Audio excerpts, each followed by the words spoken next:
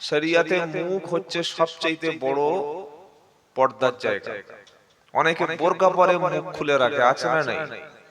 তো বোরকা পরে মুখ খুলে রাখা আর মাঘ মাসের শীতে পুরো ঘর বন্ধ করে জানালা খুলে রাখা সমান, বুঝতে পারলেন? কারণ ছেলেরা মেয়েদের প্রথমে মুখটাই দেখে। কি বলছে? একটা ছেলে বিয়ে করতে গেছে, আগে পা দেখে বিয়ে করে না মুখ দেখে? পা দেখায়? দেখায় না, আগে মুখ।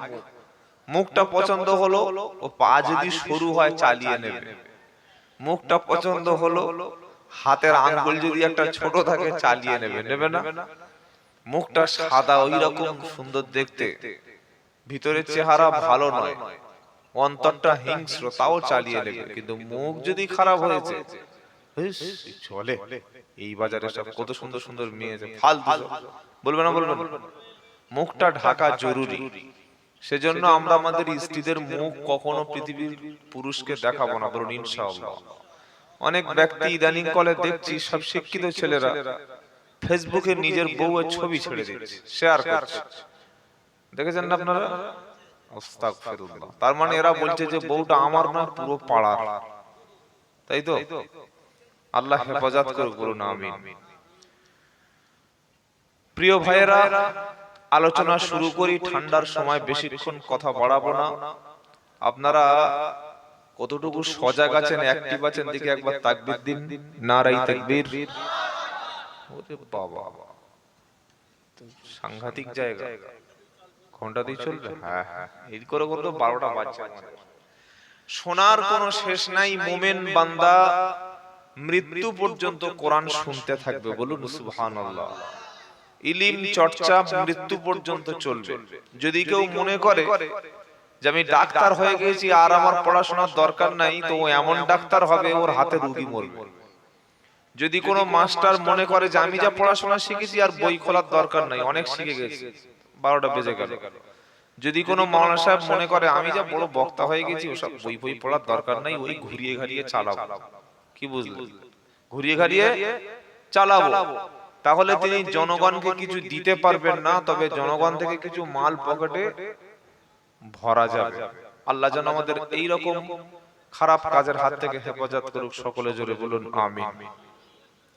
আল্লাহ তাআলা পৃথিবীর মানুষদেরকে ফিরিয়ে নেবেন তার জান্নাতে, এটাই আল্লাহর ওয়াদা, যদি সেই ব্যক্তি জান্নাতের কাজ করে। সুবহানাল্লাহ।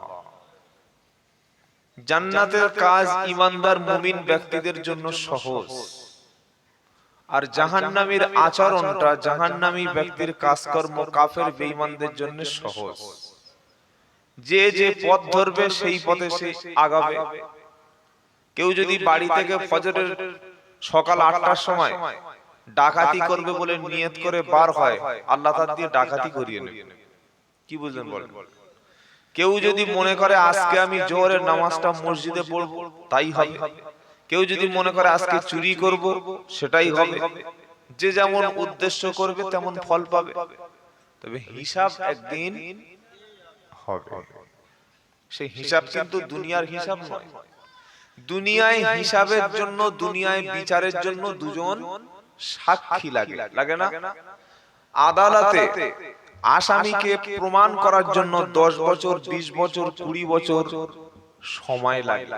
কিন্তু আল্লাহর আদালতে কোনো সাক্ষীর দরকার হয় না। আল্লাহর আদালতে কোনো প্রমাণ লাগবে না। আর আল্লাহর আদালতে যেদিন বিচার হবে, সেদিন 20 বছর, 30 বছর আল্লাহ ঝুলিয়ে রাখবে না, ধরবে আর দুদিকে রাস্তা দেখিয়ে দেবে। একটা ডান দিক, একটা ডান দিক, একটা ওয়াকুল্লা ইনসানিন আলজামনাহু তাইরাহু ফি উনুকিহি ওয়া নুখরিজু লাহু ইয়াওমাল কিয়ামাতি কিতাবান ইয়ালকাহু মানশুরা ইকরা কিতাবাকা কাফা বিনাফসিকাল ইয়াওমা আলাইকা হাসিবা।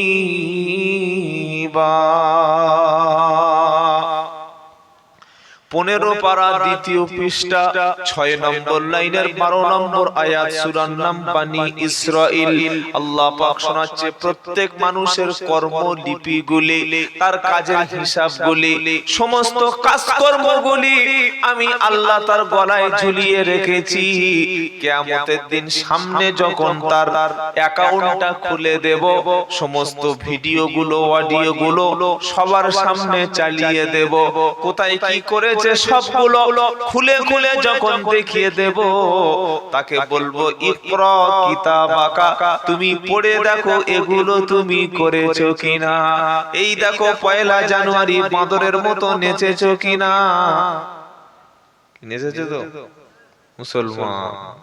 খালি হাজাম একবার এসেছিল ছোটবেলা, তা না হলে জীবনে মুসলমানি দিত না। জ্ঞান ছিল না বলে মুসলমানিটা দিয়েছে, আর কোন রকমে জীবনে হয়তো কলেমাটা পড়েছে।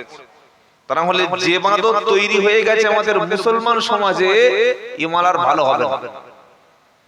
গত রাতে আমি ফিরছিলাম নদিয়া থেকে, এই যে আপনার যশোর রোড আছে না, রাত তখন প্রায় 3:30 বাজে। আমি পিছনের সিটে গাড়িতে ঘুমিয়ে আসছি, পুলিশ চেক করছে, তাদের যে রুটিন থাকে। তো পুলিশ আমাকে কয়েকটা কথা বললো, ড্রাইভারকে চেক করছে মদ টদ খায় কিনা। দেখেই বুঝতে পারলো যে হুজুরের ড্রাইভার মানে মদ খায় না। পুলিশ হিন্দু অফিসার আমাকে বলছেন, ভাই আগে আপনাদের মুসলমান সমাজের ছেলেরা এত নেশাখোর, এত খারাপ ছিল না। পুলিশ অফিসার বলছে, বর্তমান আপনাদের এই মুসলমান সমাজের ছেলেরা যেভাবে নেশা করছে, যেভাবে মদ খাচ্ছে, অ্যালকোহল খাচ্ছে, গাঁজা খাচ্ছে, এবং খেয়ে আল্লাহর দোহাই দিয়ে তারা মিথ্যা কথা বলছে। পুলিশ বলছে আমাকে, পুলিশ অফিসার বলছে যে আগে ছেলেরা মদ খেয়ে, আমাদের হিন্দু ছেলেরা মাক্কালি ভগবানের দিব্যি দিয়ে, কালী দিব্যি দিয়ে তারা মিথ্যা বলতো, কিন্তু এখন আপনাদের মুসলমানের ছেলেরা আল্লাহর কসম, আল্লাহর কিরে বলে মদ খেয়ে মিথ্যা কথা বলছে। সেটা আমার শুনতে হলো। পুলিশ যখন বলছে তখন মনে হচ্ছে আমার কান দুটো ধরে কেউ কেটে নিচ্ছে। কি বুঝলেন? এটা আমাদের সমাজের এই দুর্দশা। এই দুর্দশা কখনো জলসা দিয়ে রোখা যাবে না। যাবে? ওই মদ খোরগুলো তো জলসা আসবে না, ও জানে গেলেই আমার ইনজেকশন দেবে। যাবে না। মদ খোরের বউগুলো যতই তাবিজ করুক, জীবনে মদ ছাড়বে না। ছাড়বে? মদের তাবিজ যদি মদ খোরের গলায় ঝোলানো হয়, তাবিজ ছাড়বে? ছাড়বে না। ও জানে তাবিজ তুই কি করবি, আমি 2 বোতল খেয়ে আসবো বেশি করে। বলে তাহলে ভালো বানানোর উপায়টা কি? ভালো বানানোর উপায় হচ্ছে একমাত্র আল্লাহর ভয় তার অন্তরে ঢোকানো। আল্লাহর ভয় কখন তার অন্তরে প্রবেশ করানো সম্ভব? যখন সেই ব্যক্তি ছোটবেলায়, বাচ্চা বয়সে হারাম কোনটা হালাল কোনটা যখন চিনিয়ে দিতে পারবো, যখন আল্লাহর দেওয়া ইলম, কুরআন এবং হাদিসের জ্ঞান, আল্লাহর মহব্বত, রাসূলের মহব্বত তার দিলের মধ্যে থাকবে, তখন তাকে দিয়ে আর কোনো নেশার বস্তু খাওয়ানো যাবে? যেমন আপনাদের ইমাম সাহেব, উনি কি মদ খায়? নাউজুবিল্লাহ, খায় না। গাঁজা খায় না, বিড়ি সিগারেট খায় না। মুয়াজ্জিন সাহেবও মদ খায় না, মুফতি সাহেব খায় না, হাফেজ সাহেব খায় না। কেন? তার সিনার মধ্যে আল্লাহর ভয় আছে। যতক্ষণ পর্যন্ত আমরা আমাদের সমাজের পরবর্তী ছেলে মেয়েরা যারা আসছে পৃথিবীতে, যারা আসবে, যারা ছোট ছোট বাচ্চা, এদেরকে যদি কুরআন এবং হাদিস আমরা শেখানো থেকে দূরে রাখি, আপনার ঘরের ছেলে মদ খেয়ে আপনার সামনে বোতল ভাঙবে, সেদিন দেখা ছাড়া কিছু করার উপায় থাকবে না। তো আল্লাহ পাক তাই শোনাচ্ছে, وَكُلَّ إِنسَانٍ أَلْزَمْنَاهُ তাইরাহু ফি উনুকিহি ওয়া নুখরিজু লাহু ইয়াওমাল কিয়ামাতি কিতাবাই ইয়ালকাহু মানসুরা। আমি আল্লাহর বিচারটা কিয়ামতে যখন আমি শুরু করব, আমি কোন সাক্ষী সেদিন ডাকব না, আমি সেদিন কোন আদালতের সামনে সাক্ষী উপস্থিত হতে বলবো না। বান্দাকে বলবো, বান্দা তুমি সারা জীবন যে কাজটা করেছিলে দেখো, তুমি নিজে নিজে পড়ে দেখো, তোমার যে নামাজগুলো পড়েছিলে নামাজগুলো হিসাবগুলো তুমি মিল করে নাও। শীতের সময় নামাজ পড়ার চাইতে ওযু করা কষ্টের কাজ। কি বলছেন বলেন? ফজরের সময় নামাজের চাইতে ওযু করতে কষ্ট বেশি লাগে না? লাগে না? লাগে না?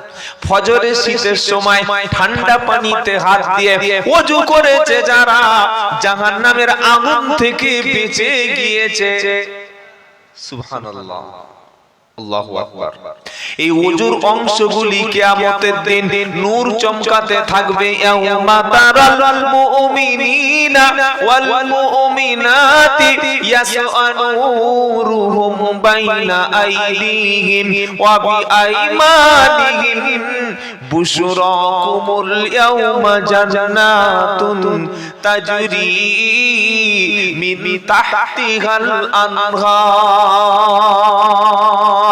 সূরার নাম হাদীদ 18 পারা 3 নম্বর লাইনের 12 নম্বর আয়াত। আমার আল্লাহ পাক শোনাচ্ছে, আমি আল্লাহ মুমিন ব্যক্তি, আমার বিশ্বাসী ঈমানদার ব্যক্তির কিয়ামতের দিন যখন অন্ধকার হবে, তাদের সামনে নূর দেব, পিছনে তাদের নূর দেব, ডাইনে নূর দেব, বাম দিকে তাদের নূর দেব, নূর আলা নূর বানিয়ে দেব।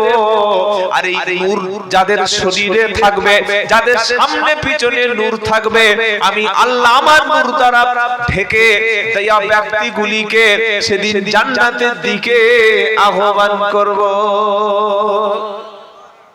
আখিরাতে যদি নূর পেতে চাও, ওযুর পানিটাকে ভালো করে ব্যবহার করো। অনেক মেয়ে ছেলে আছে মুখের উপরে ফেস ওয়াশ মাখে, অনেক মেয়ে ছেলে আছে মুখের উপরে বিভিন্ন রকম কি মাখে, মেকআপ। যখন আর নেই মেকআপ তখন হয়ে যাচ্ছে ব্রেকআপ।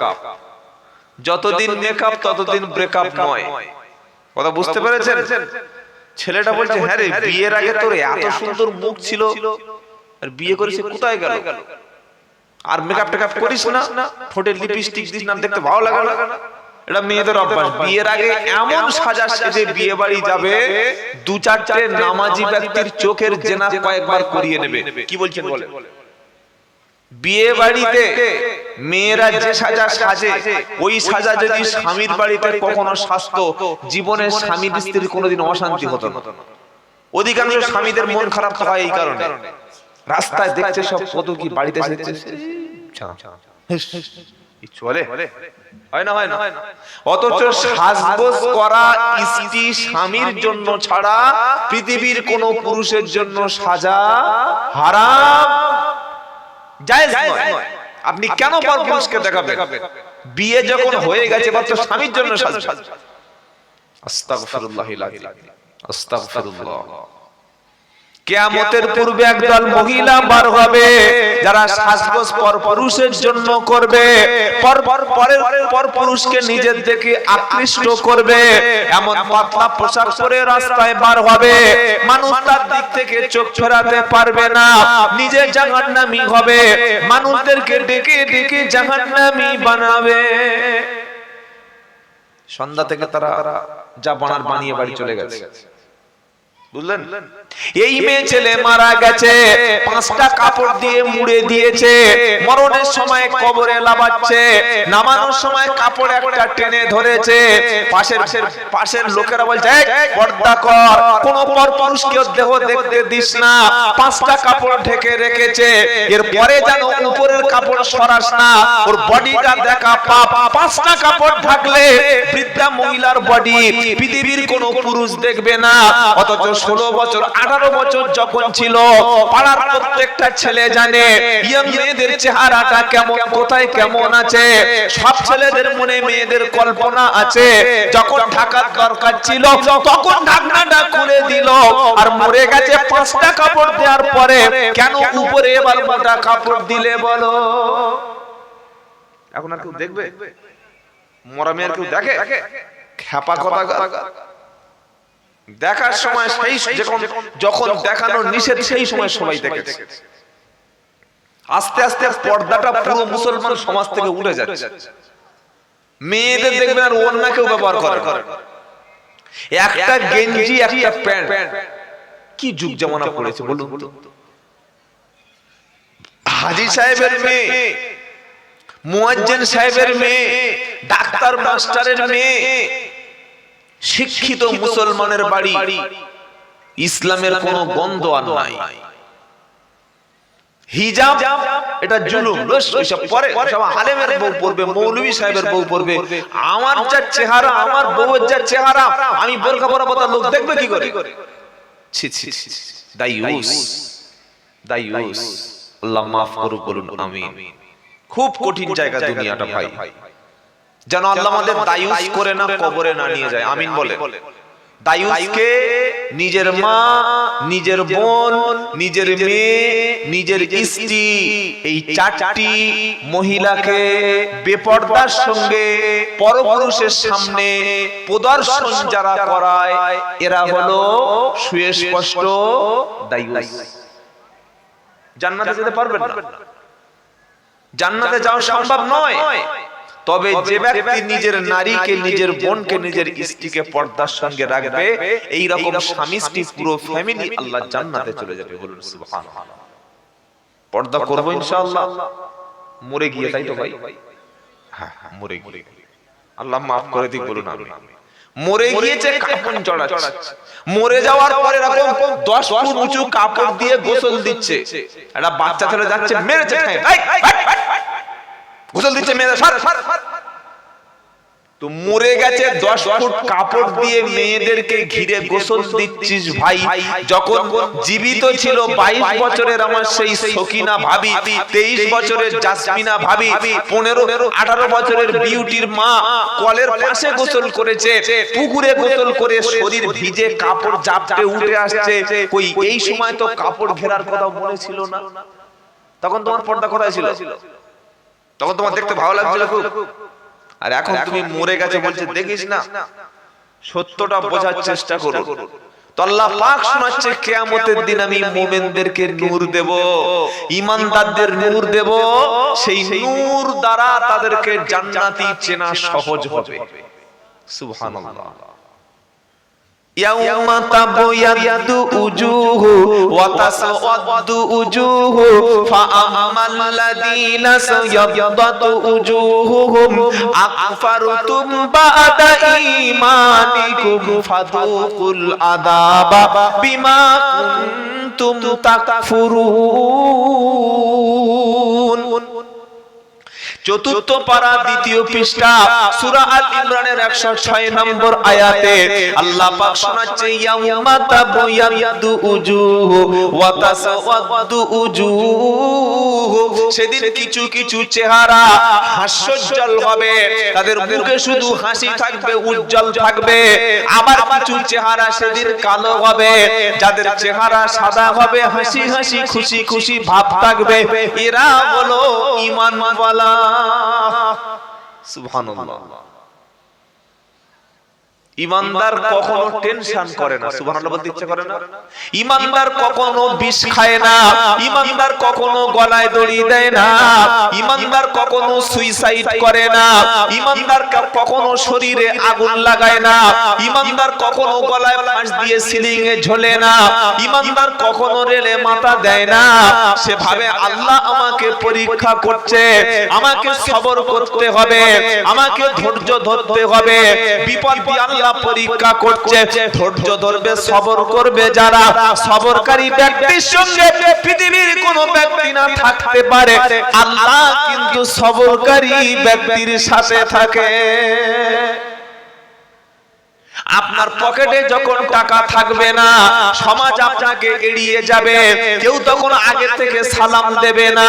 পকেটে যখন টাকা থাকবে না, গ্রামের মানুষ আপনাকে দাওয়াত করবে না। আপনি যখন গরিব হয়ে যাবেন, কেউ আপনার ফোনে বিনা কারণে ফোন করবে না। আপনি যখন বিছানায় পড়ে অসুস্থ হয়ে যাবেন, কেউ আপনার দিকে ফিরে তাকাবে না। ওই রকম বিপদ মুসিবতে যদি কোনো বান্দা ধৈর্য ধরে, যদি কোনো বান্দা সবর করে, আল্লাহ পাক শোনাচ্ছে ইন্নাল্লাহা মা'আস সাবিরিন। তুমি বিপদে পড়লে বিবি আর পাশে পাবে না, বাচ্চা তোমার পাশে থাকবে না, বন্ধুরা তোমার সঙ্গে আর চায়ের আড্ডায় যাবে না, তোমার শ্বশুর কখনো তোমার খবর নেবে না, ভাড়া ভাই তখন তোমার দিকে চোখ তুলে তাকাবে না। সবাই যখন মুখ ফিরিয়ে নেবে, আমি আল্লাহ কিন্তু তোমার কঠিন মুসিবতে সবর যদি করো, ধৈর্য যদি ধরো, আমি আল্লাহ তোমার সাথে থেকে যাব। সেজন্য ঈমানদার ব্যক্তি কখনো সুইসাইড করে না। আর যদি কেউ সুইসাইড করে, আত্মহত্যা করে, তার ঠিকানা সোজা জাহান্নাম। কেন? এই শরীরের মালিক কিন্তু আমরা নই। এই হাত কার তৈরি? আল্লাহর। চোখ আল্লাহর। আপনার কাছে রেখে দিয়েছে কয়েকটা দিনের জন্য, ফিরিয়ে নেবে না নেবে? ফিরিয়ে নেবে। তো আপনি আল্লাহর মাল নিয়ে আত্মহত্যা করছেন, মানে সাহস তো আপনার কম নয়। কেউ আপনার কাছে বলছে, ভাই 1 কেজি 2 কেজি মুরগি কিনে দিচ্ছি, তুই তোর আমার বাড়িতে ভাবির কাছে দিয়ে দিবি। আপনি পথে জবাই করে খেয়ে নিলেন, ঠিক কাজ করলেন? কথা বলেন না। আপনাকে কেউ বলল, ভাই 5টা ডিম কিনে দিচ্ছি, বাড়িতে পৌঁছে দিবি, আপনি খেয়ে নেবেন? তো এই শরীরটা আল্লাহ আপনার কাছে 60 বছর 70 বছর 80 বছর 90 বছর হায়াত দিয়ে রেখেছে। দেখি কি করে, দেখি কি করে। অনেক ছেলেরা নিজের বডিতে, অনেক মেয়েরা দেখি ব্লেড টানে। এত ভালোবাসা, শরীরে ব্লেড টানছে, ছুরি টানছে, বলছে দেখো তোমার কি ভালোবাসা। ছি ছি ছি, হারাম। অনেক মানুষ বউয়ের সঙ্গে ঝগড়া করে 3 দিন ভাত খায় না, 4 দিন খাওয়া বন্ধ করে দেয়, বললে আমি মরবো। কেন? বললে কি লাভ আছে খেয়ে? আত্মহত্যা করা যাবে না, শরীরের কষ্ট দেওয়া যাবে না। এজন্য ইসলামে সারা বছর রোজা করার কোনো বিধান নাই। সারা বছর রোজা করতে বলেছে নবী নাকি? 3 জন ব্যক্তি আল্লাহর নবীর স্ত্রীর কাছে এসে নবীর আমল, নবীর ইবাদত জিজ্ঞাসা করতে এসেছে। কজন? 3 জন। নবী সাল্লাল্লাহু আলাইহি ওয়াসাল্লাম তখন বাড়িতে ছিলেন না। তারা যখন জিজ্ঞাসা করছেন পর্দার আড়াল থেকে, ভালো করে শুনে রাখুন স্বরূপনগরের মুসলমানেরা, নবীর জামানায় পৃথিবীতে কোন পুরুষ কোন নারীর সঙ্গে খোলাখুলি সামনাসামনি পর্দার আড়াল ছাড়া কথা বলতো না। আর এখন স্বামী বাড়ি নাই, বাইরে থেকে একজন এসে বলছে, কালু চাচা বাড়ি আছে?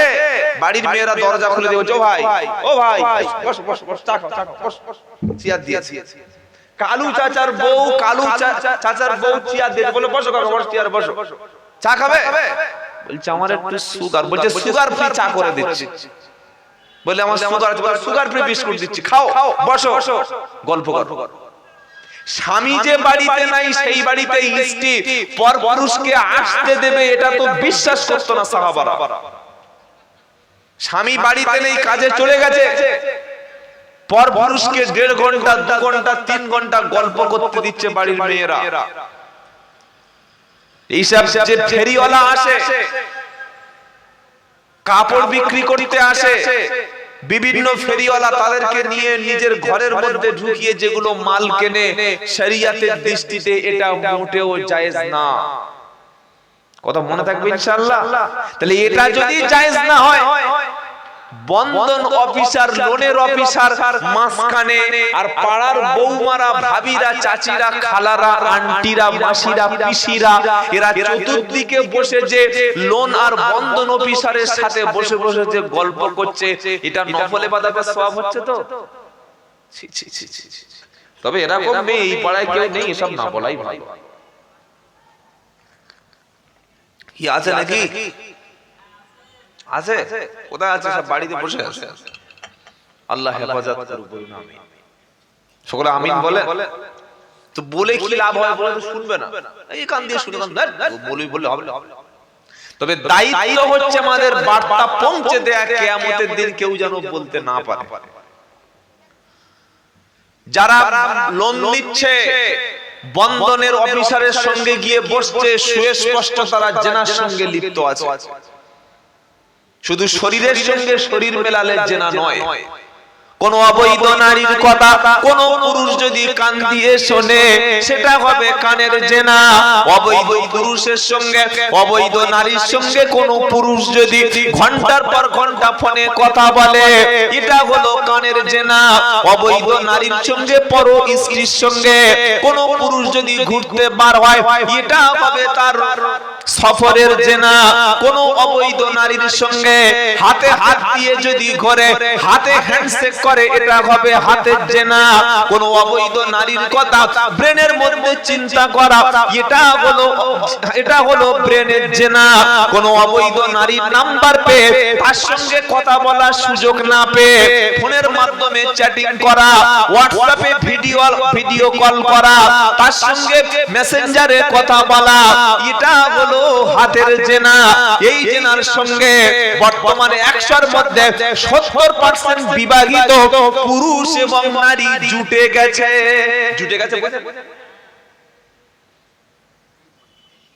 স্বামী বাড়ি নাই, নাম্বারটা সেভ করে নিয়েছে, কথা চলছে ফোনে।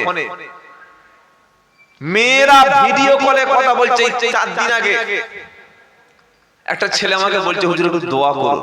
মৌলবি দেখলে একটু দোয়া নিতে হয়, তাই তো নাকি? মৌলবি মানে দোয়া ফ্রি আর ফুটা ফ্রি। হুজুর আমার ছেলের প্রতিদিন একটু দোয়া করে দেন। মৌলবি দেখলে যা হয় তাই। ওই ডাক্তার দেখলে তো কখনো বলেন না হুজুর এটা ওষুধ লিখে দিন, বলেন বিনা পয়সা দেবে নাকি? দেবে না। মৌলবি দেখলে একটু ফু দিয়ে নিতে হয়, ও কিছু হোক আর না হোক। ভালো ভালো ছেলে বলছে হুজুর মাথায় ফু দিয়ে দিন, কি বুঝলেন বলেন? অথচ সবচাইতে যে ফুকটা সন্তানের জন্য, ছেলে মেয়ের জন্য কাজ হবে সেটা হচ্ছে আব্বা আম্মার ফুক। জোরে বলুন না সুবহানাল্লাহ। পৃথিবীর বন্দুক এর গুলি মিস হতে পারে, রিমোট কন্ট্রোল মিস হতে পারে, ফায়ার মিস হতে পারে, বাপ মার দোয়া, বাপ মার ফু সন্তানের জন্য মিস হতে পারে না।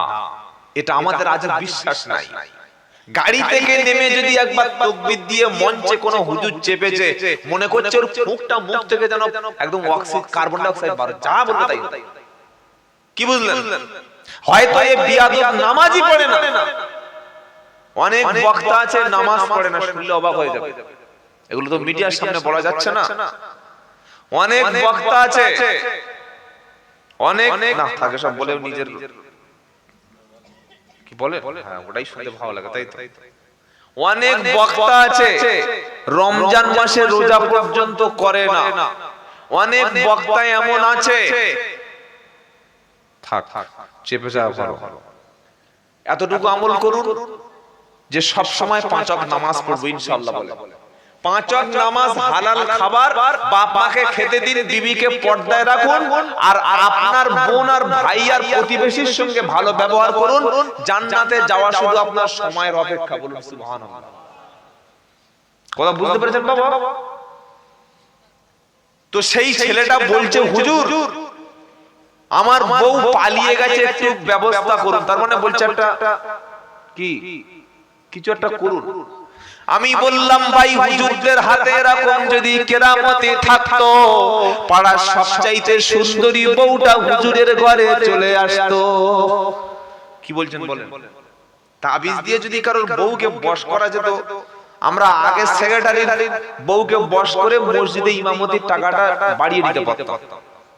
আমার ব্যক্তিগত কথা বলছি, 700 টাকায় 4 বছর ইমামতি করেছি। 700 টাকা একদম প্রথম জীবনে, তখন ভালো করে আমার গম দাড়ি উঠেনি। কথা বুঝতে পেরেছেন? ঠকিয়েছে, প্রচুর ঠকেছি আমি। তো আগে সেক্রেটারি মসজিদের সেক্রেটারি বউকে তদবির করে ঘুরিয়ে নিয়ে স্বামীকে বশ করতে পারতাম। এগুলো কিচ্ছু হয় না ভাই, খালি আইন ওয়াশ ছাড়া কিচ্ছু নয়।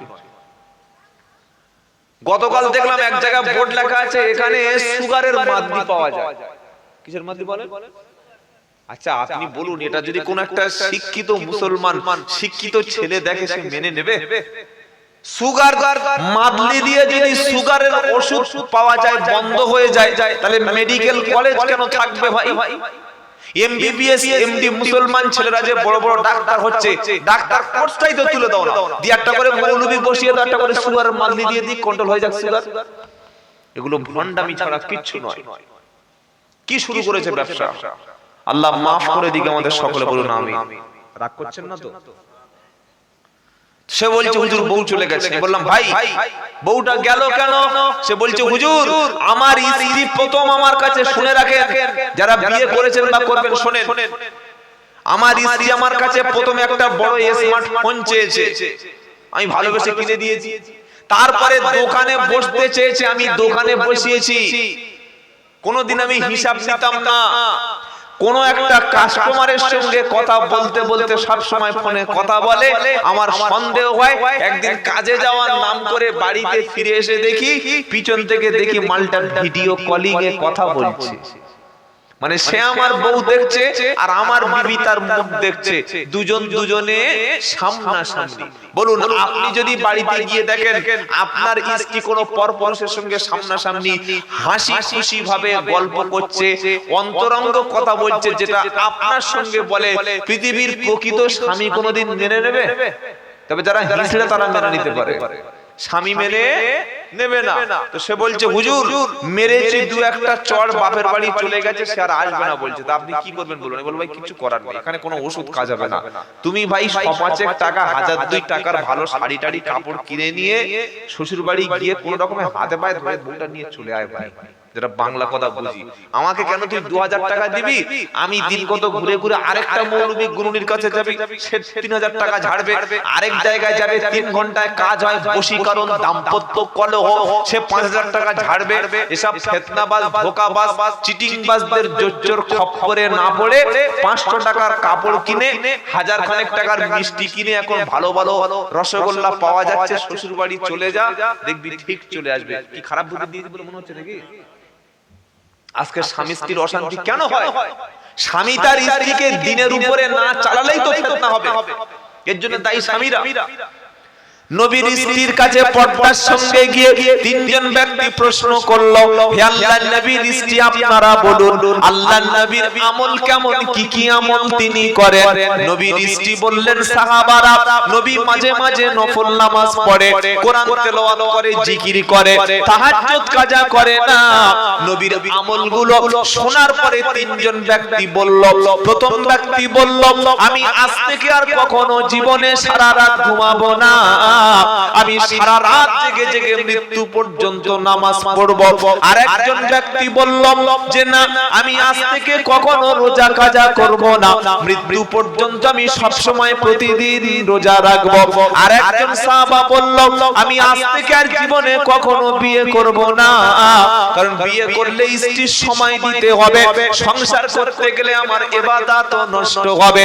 কারণ তারা আল্লাহর নবীর আমলগুলো যখন শুনলেন তারা বললেন নবী তো আল্লাহ পাক তাকে maaf করে দিয়েছে, আল্লাহ পাকের নবী তিনি এই আমলটুকু করেন, কিন্তু নবীর চাইতে বেশি আমল আমাদের করতে হবে, কারণ নবী আল্লাহর মনোনীত বান্দা। আমরা অনেক ভুল করতে পারি, আমরা বেশি বেশি আমল করব যাতে আর আখিরাতে আমাদের কোনো চিন্তা না করতে হয়। তিনজন ব্যক্তি তিনটি শপথ নিল। প্রথম ব্যক্তি বলল আমি কখনো সারা রাত ঘুমাবো না। দ্বিতীয় ব্যক্তি বলল আমি সারা বছর রোজা রাখবো, কখনো রোজা ছাড়বো না। তৃতীয় ব্যক্তি বলল আমি জীবনে কখনো বিয়ে করব না। এই রকম কথা যখন বলছিল আল্লাহর নবী সাল্লাল্লাহু আলাইহি ওয়াসাল্লাম তখন বাড়ির মধ্যে প্রবেশ করলো। নবী কথাটা শুনতে পেয়ে তিনজন ব্যক্তিকে জিজ্ঞাসা করলো সাহাবা তোমরা কি এই এই কথাগুলো বলছিলে? তারা বললে হ্যাঁ ইয়া রাসূলুল্লাহ হাবিবাল্লাহ, কারণ আপনার আমলের কাছে আমাদের আমল কখনো ধরা ছোঁয়ার মধ্যে পড়বে না। আপনি তো আল্লাহর নবী আর আমরা তো সাধারণ ব্যক্তি, আপনার আমলের সঙ্গে আমাদের আমল কিভাবে কম্পেয়ার হবে? তাই আমি শপথ নিয়েছি কখনো সারা রাত বিছানায় ঘুমাবো না। এই ব্যক্তি শপথ নিয়েছে জীবনে কখনো রোজা ছাড়বে না। তৃতীয় ব্যক্তি শপথ নিল জীবনে কখনো বিয়ে করব না। নবী বললেন সাহাবা এটা কখনো কোনো নবুয়তের কাজ নয়, এটা কোনো মুসলমানের কাজ না যে সারা বছর রোজা রাখবে। রাখবে। তোমার শরীরেরও একটা হক আছে, তোমার বিবিরও একটা হক আছে। তুমি যদি সারা রাত জেগে জেগে ইবাদত করো, সারা রাত যদি নফল নামাজ পড়ো, তোমার বিবির পিছনে সময় দেওয়া এটা নফল নামাজের সওয়াব হবে। সুবহানাল্লাহ বলতে ইচ্ছা করলো না? এশার নামাজ পড়ে কেউ যদি বিছানায় ঘুমিয়ে যায়, স্ত্রীর সঙ্গে শারীরিক মিলন করবে, আবার শরীর নাপাক হয়ে গেলে ফজরের আগে গোসল করে মসজিদে যাবে। যতক্ষণ বিবির পিছনে সময় দিয়েছে, বিবির সঙ্গে শারীরিক মিলন করলো, ইসলাম বলছে আল্লাহ এই শারীরিক মিলনটাকেও নফল নামাজ হিসাবের মতো সওয়াব দিয়ে দেবে, যদি সেটা নিজের বৈধ স্ত্রী হয়। ইসলামে কোন কাজে সওয়াব নাই ভাই? প্রত্যেকটা ভালো কাজ সওয়াব। বলুন সুবহানাল্লাহ। এটা শুনে সাহাবা বলছেন, হুজুর আপনি কি বলছেন? স্ত্রীর সঙ্গে মেলামেশা সওয়াব?